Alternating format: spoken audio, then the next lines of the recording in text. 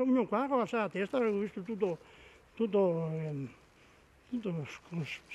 scappato, tutto rotto. Il furto nella notte tra martedì e mercoledì, ad essere preso di mira il cimitero di Robegano, frazione di Salzano, un colpo fotocopia. Solo una settimana fa una banda, forse la stessa, era entrata in azione a pochi chilometri di distanza, a Pieniga. 2 o 3 persone, malviventi, abili e organizzati. Aperto senza troppa fatica il cancello, i ladri sono saliti sulla copertura di quest'area del cimitero, armati di avvitatori, e velocemente sono riusciti ad arraffare le preziose lastre in rame.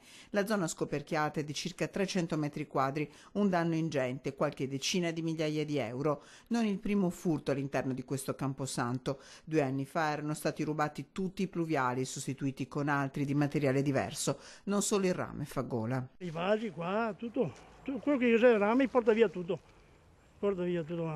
E non va meglio nel vicino cimitero di Salzano. A me hanno portato via un'orchidea con una bella composizione, un albero, un vaso con l'orchidea, e dopo un'altra volta 2 piantine di sempreverde, e da quel momento là abbiamo messo un cancelletto. A Pieniga 7 giorni fa il danno stimato è di circa 50.000 euro, ma durante la settimana piccoli furti si sono registrati in altri cimiteri della zona.